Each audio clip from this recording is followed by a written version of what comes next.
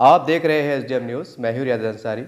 इस वक्त मैं महाराष्ट्र के इतिहासी शहर औरंगाबाद से बात कर रहा हूं और औरंगाबाद में सूबेदारी क्रिसमस में मौजूद हूं। आज हमारे तारीखी शहर औरंगाबाद में जिस शख्सियत के पास मैं बैठा हूं, इनका नाम है शब्बीर अहमद अंसारी साहब है और ये तहरीक औक़ाफ़ के कौमी सदर भी हैं, ओबीसी ऑर्गेनाइज भी के सदर हैं और हमेशा समाज के लिए काम करते रहते हैं। शब रोज़ आप देख सकते हैं इनके चेहरे पे पूरा मामला इन्हें उम्र के आखिरी पड़ाव पे चल रहे हैं, लेकिन एक समाज का दर्द, एक कौम के दर्द के साथ चल रहे हैं और आज वही फ़िक्रों के साथ यहाँ पर मौजूद हैं। और चलिए आज वो वफ़ के मामलात में कुछ उन्होंने पत्रकार परिषद ली है, जैसा आपने इससे पहले वीडियो में देखा है। उसके बाद मैं इनसे इंटरव्यू कवर कर रहा हूँ। चलिए इससे कुछ बात करते हैं। सर, आज पूरे महाराष्ट्र में हम बतौर सहाफ़ी हम अखबारात में पढ़ते हैं कि औक़ाफ़ की जायदाद में लूटमार हो रही है, भ्रष्टाचार हो रहा है, बहुत इतना कुछ सुनने को मिलता है कि हैरान हो जाती हैं कि ये इदारा सरकारी भी कि प्राइवेट है। क्या कहेंगे इसके पर आप? देखिए, औक़ाफ़ बोर्ड जब कायम हुआ 2002 में, उसके पहले चेयरमैन हमारे औरंगाबाद के ही एक डॉक्टर थे, डॉक्टर अजीज़। आज 2023 होने जा रहा है। औक़ाफ़ बोर्ड की हालत इतनी ख़राब है, उस वक्त का जो सर्वे था, वो सर्वे कैसे हुआ, क्यों हुआ, किसने किया, पता नहीं है, मगर गवर्नमेंट ने उसको डिक्लेयर किया। उस वक्त हमारे पास 51,000 एकड़ ज़मीन डिक्लेयर की गई है। मैं तहरीक औक़ाफ़ का बानी हूँ। 1916 से हमने इस तहरीक को शुरू किया है और हमने कोशिश की है कि हज़ारों शिकायतें हमारे पास वक्फ बोर्ड की आ रही है, क्या मामला है, क्या मसला है, इसको लेकर के हम निकले हैं और इसके ऊपर पूरी तरीके से काम कर रहे हैं। तो सामने ये आया है कि बोर्ड के जो मेंबरान और चेयरमैन होने थे, इन्होंने हमारी बोर्ड की, जो हमारे बाप दादाओं अजदादाओं ने हमारे लोगों के लिए जो जायदाद वक्फ की थी, जैसा कि मैंने कहा कि 51,000 एकड़ ज़मीन, अगरचे 51,000 एकड़ ज़मीन हमारे पास है, तो हमारे पास भी हम सवाल यही था कि फिर ये स्कॉलरशिप की और ये सब और चीज़ों की ज़रूरत क्या है? हमारे बेवाओं को, हमारे मौज़नों को, हमारे इमामों को क्यों नहीं तनख्वाह मिलती है, क्या बात है? इस सिलसिले में तहरीक औक़ाफ़ काम करने लगी तो पता चला है कि जो बोर्ड के मेंबरान नामज़द किए जाते थे, इन ऐसे लोगों को नामज़द किया जाता था गवर्नमेंट, क्योंकि गवर्नमेंट चाहती थी कि मुसलमानों की, आज हिंदुस्तान में 3 बड़ी बड़ी प्रॉपर्टीज़ हैं। नंबर 1 जो है वो महसूल की है, दूसरी है वो रेलवे की है और तीसरी जो प्रॉपर्टी है वो मुसलमानों की है। इस मुल्क में इतनी बड़ी प्रॉपर्टी होने के बावजूद भी मुसलमानों की हालत देख करके हमने तहरीक औक़ाफ़ बनाई और जैसे जैसा हमने मामला शुरू किया इसमें, तो हमको बहुत सारी चीज़ें नज़र आई और ज़िम्मेदार हमने ये बोर्ड के मेंबर और चेयरमैन को ही करा। हमको जब मालूम पड़ा कि बोर्ड के अंदर, पंचक्की के अंदर फाइलें दबा दी जाती है, निकाली नहीं जाती है और जो लोगों का सौदा हो जाता है, हमने ऐसे भी बहुत केसेस देखे हैं कि वक्फ इज़ ए वक्फ, इस प्रॉपर्टी को कोई बेच नहीं सकता है, ये सुप्रीम कोर्ट के भी ऑर्डर है। उसके बावजूद भी इन मेंबरान और चेयरमैनों ने वक्फ की प्रॉपर्टी को सेल कर दिया है, जो बिल्कुल ही नहीं हो सकती।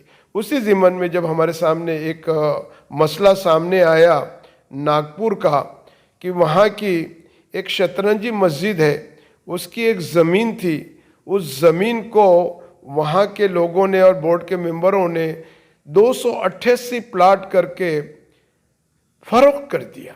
जब हमारे सामने ये बात आई तो हम तमाम मेंबरान से मिले, उनसे पूछे, उन्होंने हमको टालम टाली की। फिर बाद में यहाँ तक ही कहा कि हो आर यू, आप कौन होते हमसे पूछने वाले। फिर हमने उसकी डीप में, उसके गहराई में गए और निकाला और हमने कोशिश की कि भाई ये बेच नहीं सकते हैं, औक़ाफ़ की प्रॉपर्टी कोई बेच नहीं सकता है।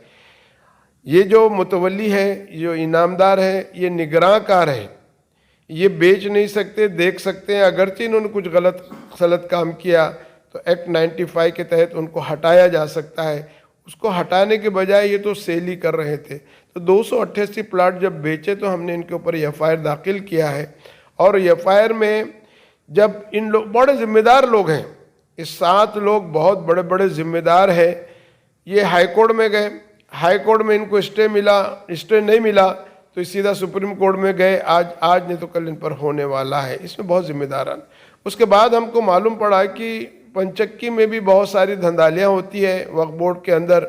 हमने यहाँ देखा और उस पीरियड में हमने पंचक्की में भी आया, हमने समझाया और उन लोगों की जो फाइलें, जो लोग वहाँ फिर रहे थे, बता रहे थे कि हम 2-2 4-4 साल से यहाँ फिर रहे हैं, हमारे को कुछ ये लोग देते नहीं। हमने समझाया, बताया, नहीं दिए। तो हमने उस वक्त पंचक्की को पहली बार हिंदुस्तान की तारीख में किसी बोर्ड में, महाराष्ट्र स्टेट वक्फ बोर्ड को किसी ने ताला मारा तो तहरीक औकाफ ने, और ताला मारा। और उसके बाद में ये हाल हुआ कि बम्बई से मिनिस्टर को, प्रिंसिपल सेक्रेटरी को, वहाँ के लोगों को भेजा गया और कहा गया कि भाई ये ताला कैसे लग गया है यहाँ पर। और उसके बारे में हमसे बात की गई, हमने कहा ये है। और फिर उसके बाद में वो हुआ मामला और जो फाइलें गुल थी वो फाइलें बाहर आई। हम पे यकीनन 353 का केस बाद में बोर्ड के मेंबरों ने दाखिल किया, इसमें कोई शक नहीं है। और आज भी हम जो देख रहे हैं कि हज़ारों एकड़ ज़मीन जो हमारी है, ना ही बोर्ड को मालूम है, और जहाँ मालूम है, जिस तरीके से बम्बई है, औरंगाबाद है, जालना है, कोई ज़िला ऐसा नहीं कि जहाँ हमारे पास 3-3 हज़ार एकड़ ज़मीन नहीं है। जालना की मैं बात कहूँ तो एक हमारे पास दरगाह है जानुल्ला शाह, बाबुल्ला शाह, जिसकी 570 बीघा ज़मीन है, हार्ट ऑफ द सिटी है, जहाँ सोने चांदी की दुकान है, सब बेची जा रही है, सब 7/12 लगाया जा रहा है। बोर्ड उसके ऊपर कोई काम नहीं कर रहा है। इसके लिए तहरीक औकाफ ने शुरू किया है ये काम ज़ोरों में और कर रही है तो उसके रिजल्ट्स भी बहुत सारे आ रहे हैं। क्योंकि हमने सर्वे की बात की थी, सर्वे को हमने उस वक्त चीफ मिनिस्टर को ये कहा जा कर के कि साहब ये सर्वे जो हुआ है गलत हुआ है, हम नया सर्वे चाहते हैं। तो और वैसे भी 10 साल में प्रॉपर्टीज़ का सर्वे होना चाहिए, यहाँ नहीं की थी उस गवर्नमेंट ने। वो गवर्नमेंट ने सर्वे शुरू किया है और पायलट प्रोजेक्ट के नाम से एक पूना और एक परभनी, ये 2 ज़िले के लिए दिए हैं। और 2 ज़िले में हमने जब काम शुरू किया तो बड़ा ताज्जुब हुआ हमको कि औकाफ बोर्ड के तरफ से पूना में बताया गया कि 5,000 एकड़ ज़मीन है। और हमने अपनी तौर से जब पूरा सर्वे किया, ढूंढ कर मुंतखब निकाले, ब्रिटिश गवर्नमेंट के ज़माने से एनालिशन रजिस्टर निकाले, तो हमको 28,000 एकड़ ज़मीन, 5,000 कहाँ 28,000, यही हाल परभनी का भी है। और उसको कर रहे नहीं ये लोग, कर रहे हम होने नहीं देंगे। ये हमने अगर ये आपका सर्वे 5,000 है और हम बता रहे हैं कि 26-28,000 गलत है, तो हमको साबित कीजिए।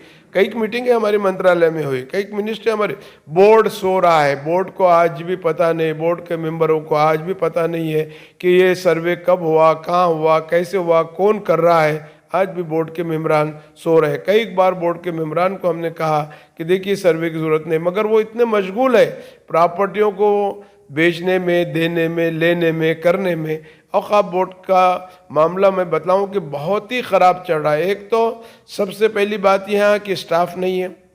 जिस वक्त मराठवाड़ा वक्फ बोर्ड था उस वक्त जितने लोग थे, उसके बाद 35 जब बोर्ड बना 35 लोग थे, आज तो 17 ही लोग काम करने वाले नहीं है।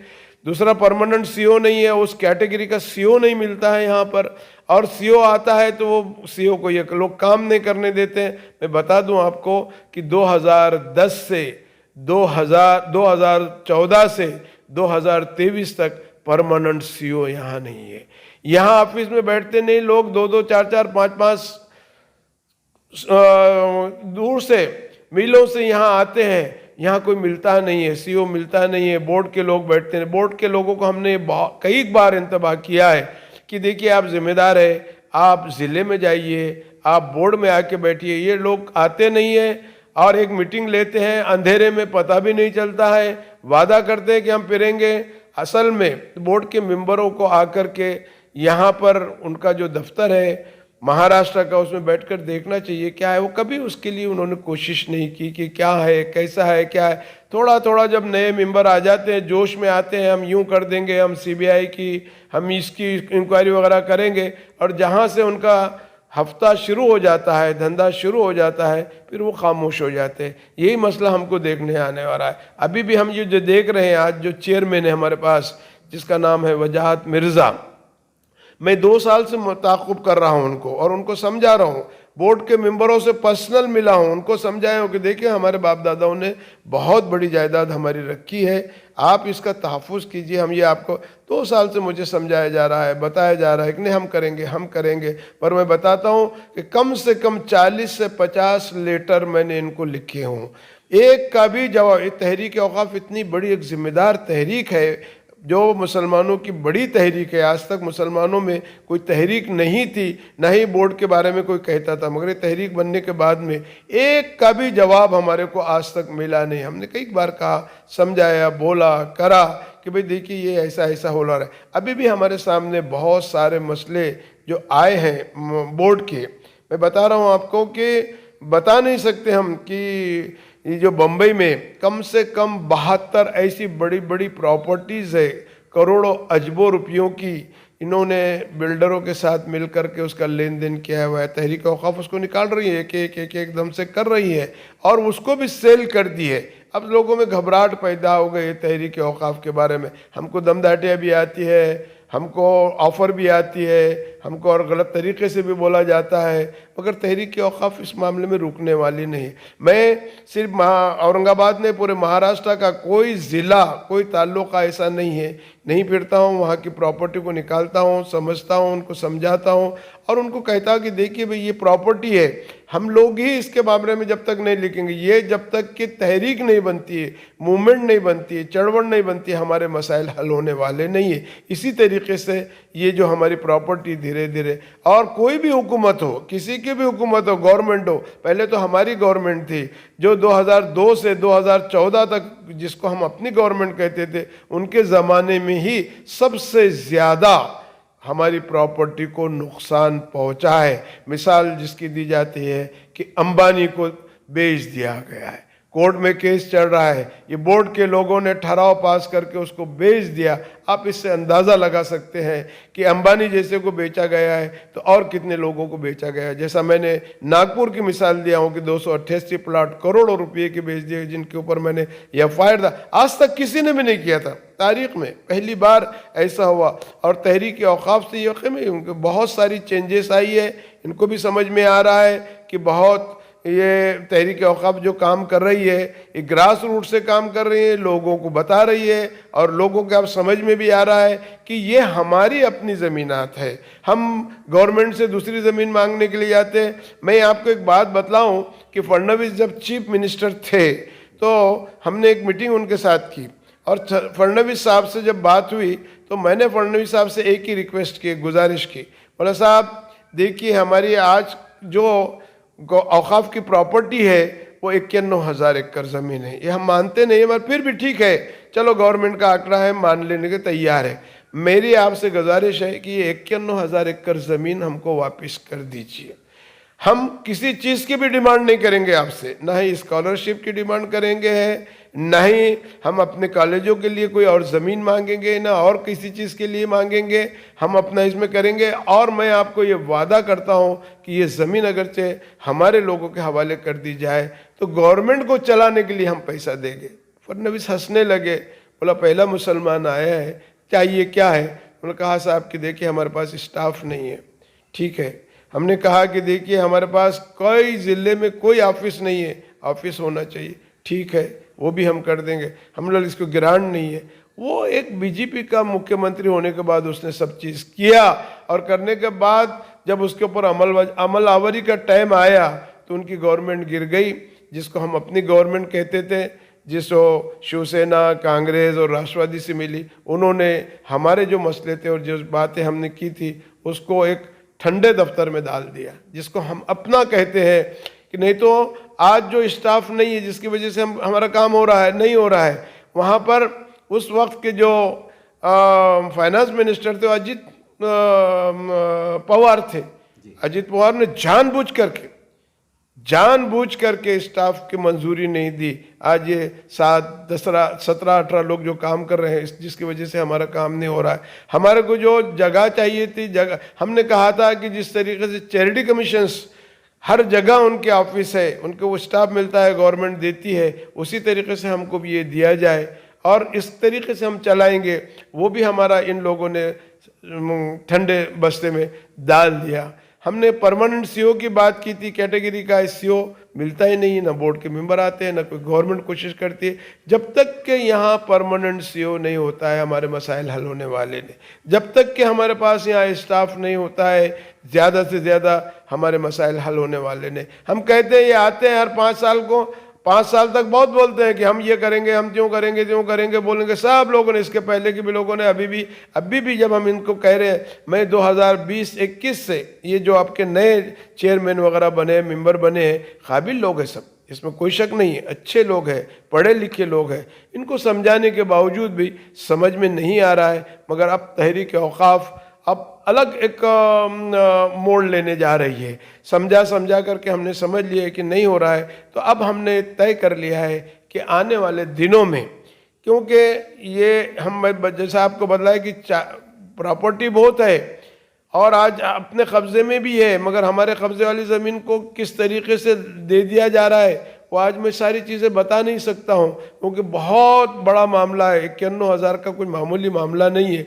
हमने इनको समझाया, नहीं समझ में आ रही, तो तहरीक औकाफ ने अवसायित किया कि हर ज़िले में इस तहरीक को ज़ोरदार तरीके से आवाम को साथ लेकर के हम मेंबरों का, चेयरमैन का घेराव करेंगे, गवर्नमेंट का घेराव करेंगे और उनको मजबूर कर देंगे कि ये हमारी जो प्रॉपर्टी है, जो हमारे बाप दादाओं ने अजदादों ने दिए थे, जो कौड़ियों के दाम में आप बेच रहे हैं, हम इसको पूरी तरीके से तहरीक औकाफ आने वाले दिनों में रोकने का काम करने वाले।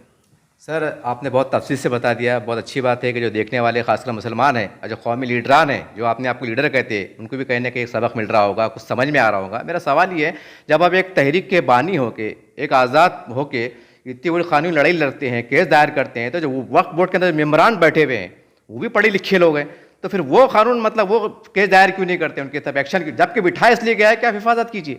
देखिए, जो भी मेंबर बनाए जाते हैं ना, जो हुकूमत के तरफ से भेजे जाते हैं, ये हुकूमत के ग़ुलाम हैं।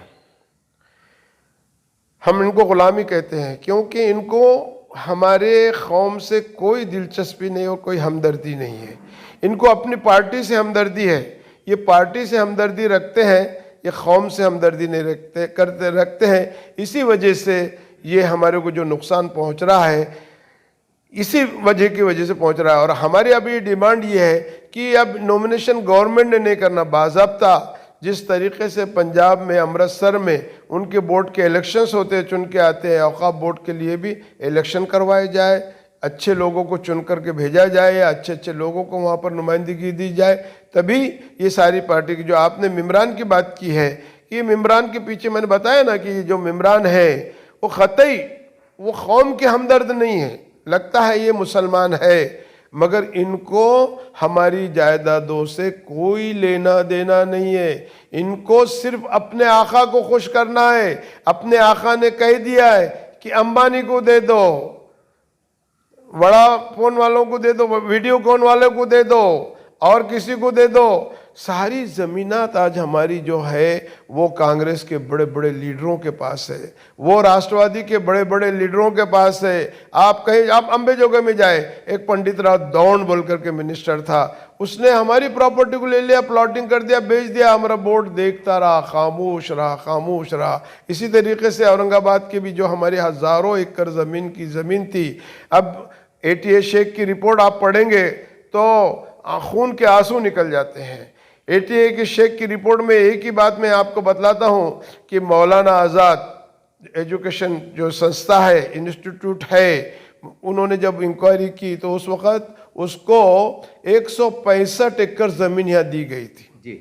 और जब ATA शेख इंक्वायरी करने आए तो सिर्फ आज उनके पास 30 एकड़ ज़मीन बची हुई, बाकी की ज़मीन माफियाओं ने बोले तो ये बोर्ड वालों ने, जी, बोर्ड वालों ने अपने आपस में बंदर बाट की है। इसके लिए इनको कौम से कोई हमदर्दी नहीं। सर, आज हम देखते हैं महाराष्ट्र में, खासकर मराठवाड़े में, कई गरीब मुसलमान ऐसे हैं, हज़ारों की संख्या में तादाद में हैं, जो किराए से रहते हैं, नालों किनारे रहते हैं, बहुत बुरी हालत में हैं। ये आज इनको घर नसीब नहीं है। जैसा आप बता रहे हैं कि हज़ारों एकड़ है। अब सवाल ये है कि ज़मीन होते अगर मुसलमान बेघर है तो इसका जिम्मेदार सीधे तौर पे कौन है? वक्फ बोर्ड है या मुस्लिम लीडरान है? इसका वक्फ बोर्ड और मुस्लिम लीडरान दोनों भी हैं जी। वक्फ बोर्ड तो है, वो तो बहुत ही उन्होंने गलत काम किया। अगरचे सही काम करते थे, आज हर मुसलमान के पास छोटा सा घर नहीं, बड़े बड़े फ्लैट्स होते थे, इसमें कोई शक नहीं है। और इसमें हमारे मुसलमान लीडरान, वो कभी भी इन्होंने इस तरफ जो बुनियादी हमारी बातें हैं उसके तरफ तवज्जो नहीं की है। अगरचे मुसलमान लीडरान सही ढंग से, सही तरीके से औकाफ की लड़ाई लड़ते या औकाफ की ज़मीनात को समझते और इसके ऊपर कार्रवाई करवाते, तो आज जो मुसलमानों का हाल हमको नज़र आ रहा है, झोपड़पट्टियों में दलितों से भी ज़्यादा बदतर हमारा हाल है, जो हम सर्वे कर रहे हैं, देख रहे हैं। इसका हमको बड़ा दुख और अफसोस होता है। सर, एक बार मैं वक्फ बोर्ड गया था और वक्फ बोर्ड के सीईओ से मैंने सवाल किया था कि साहब, गरीब मुसलमानों को आपकी तरफ से कब घर मतलब ऐसा कुछ है क्या?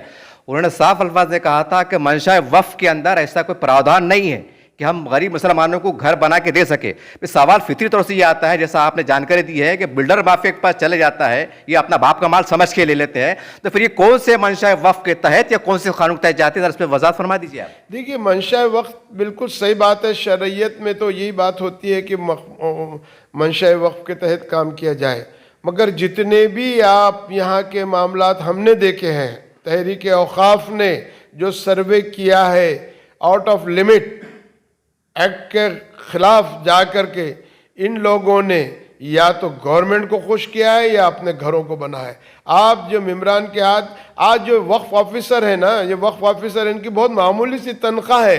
अगरचे आप इनकी प्रॉपर्टी को देखेंगे ना तो ताज्जुब करेंगे कि बड़े बड़े फ्लैट इनके हर जगह हर बड़ी बड़ी जगह है।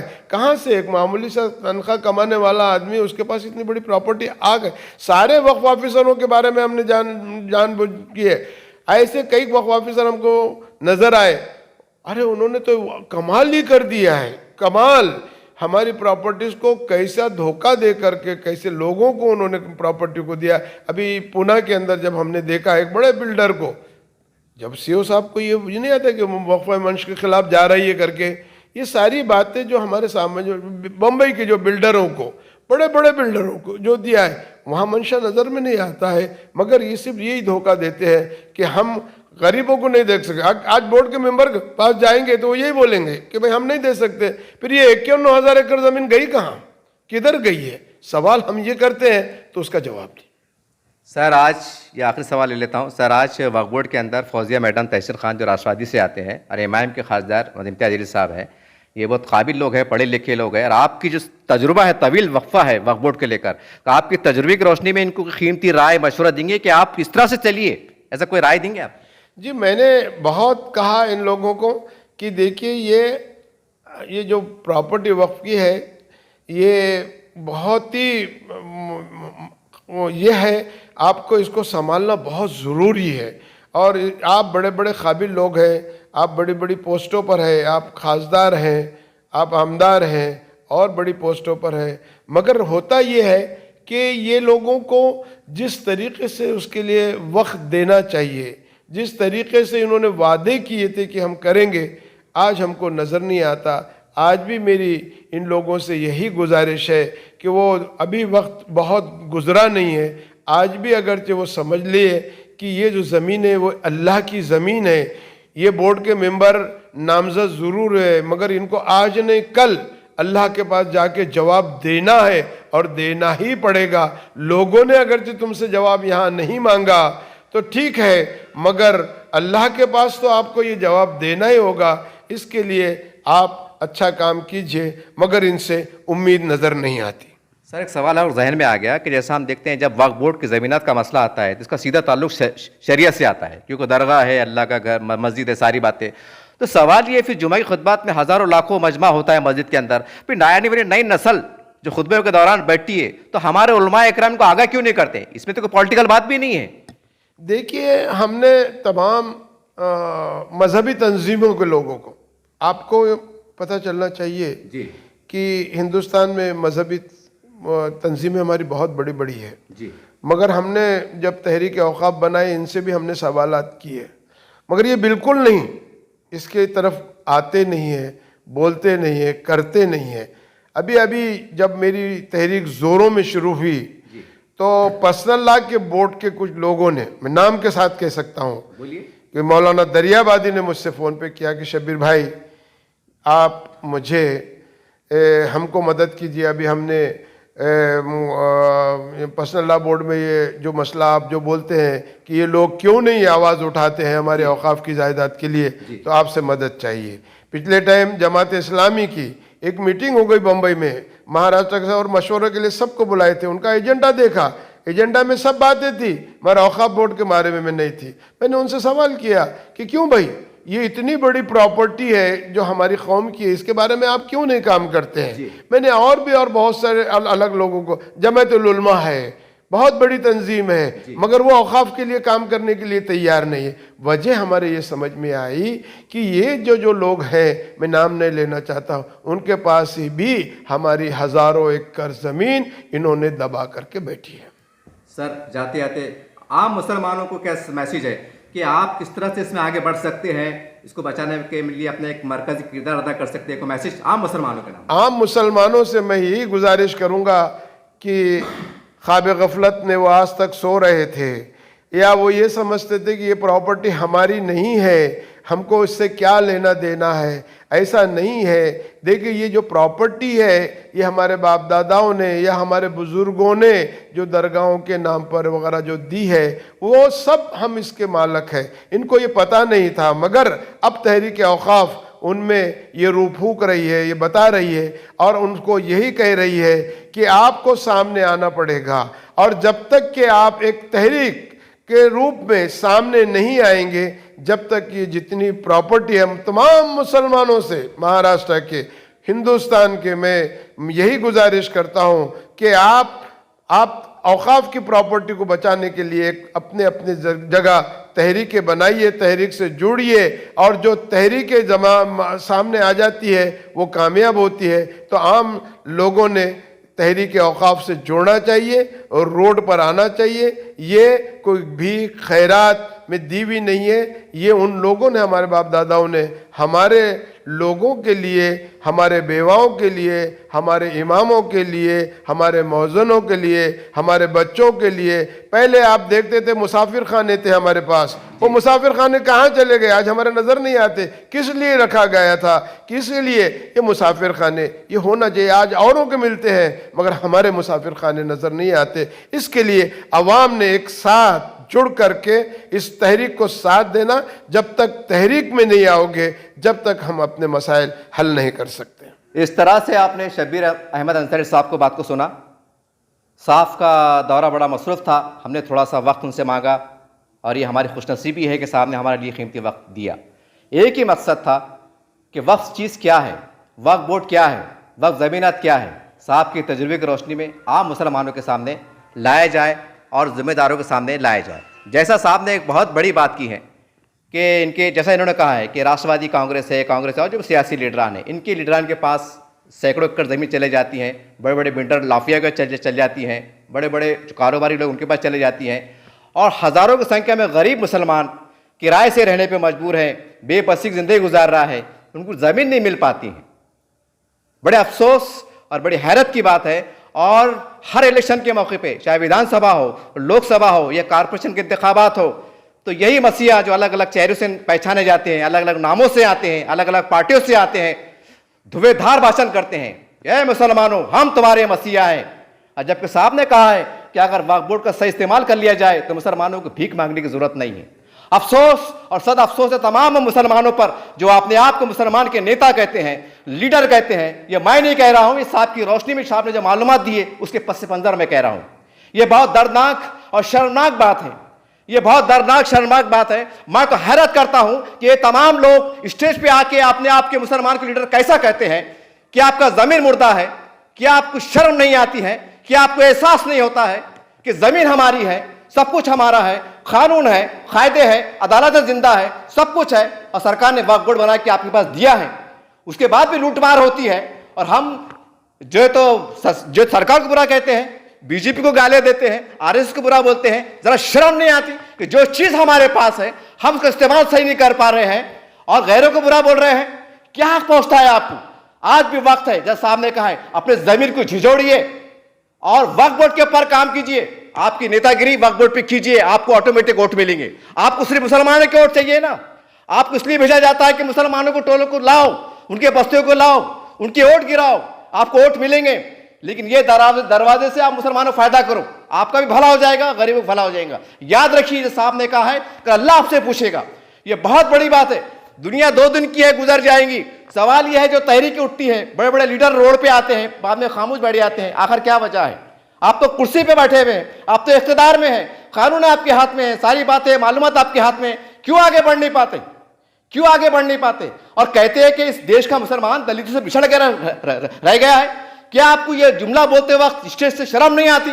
क्या आपको एहसास नहीं होता कि हमारे गिरेबान में हम झांक के देखें कि हम क्या कर रहे हैं, हम क्या कर रहे हैं? उम्मीद करते, याद रखिए, ऊपर वाले की लाठी में देर अंधेर नहीं है, आपको जवाब देना होगा, जवाब देना होगा। उम्मीद करते हैं कि आप जागेंगे और कुछ अच्छा करने की आप कोशिश करेंगे। देखते रहिए आप SDM न्यूज़ चैनल।